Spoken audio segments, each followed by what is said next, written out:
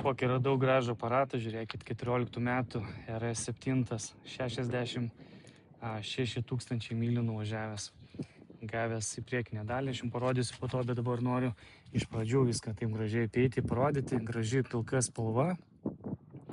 Pažiūrėkit, karboninis difuzeris. Gražus aparatas, žvėriukas 4 litrai, turbo Prestige yra komplektacija šito, tai yra pati geriausia, 560 arklių.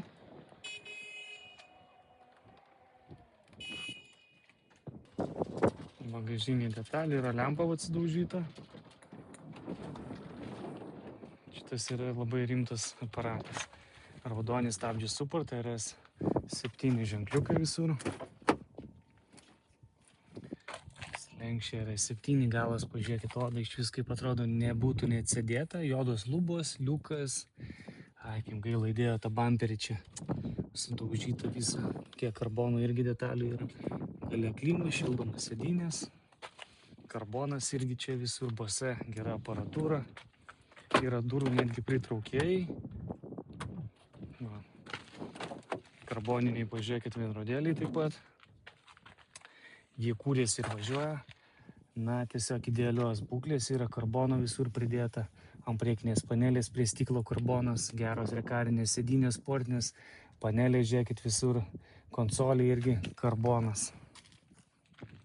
Čia pažymėta keletą pabraižymų, matau, draudimo kompanijos.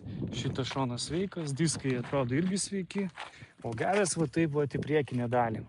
Matėt, bamperis yra padėtas į galą. Šita pusė kapotas, toj pusė kapotas yra pažeistas, lempa sveika, radiatoriai sveiki. Šitas balkis sveikas.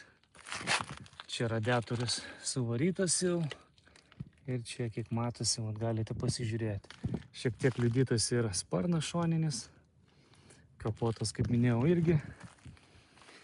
Kokio dydžio stabdžių suportai. Parsiduoda ant draudimo, sausio 12 aukcionas, karbonas.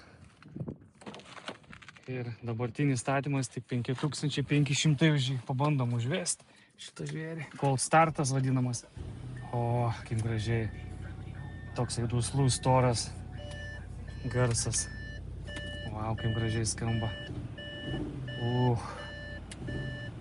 Turbina tik tai pučia, paklausykit kaip. Vau. Nerealus aparatas, žinokit, ant tiek gražiai išlaikytas visas.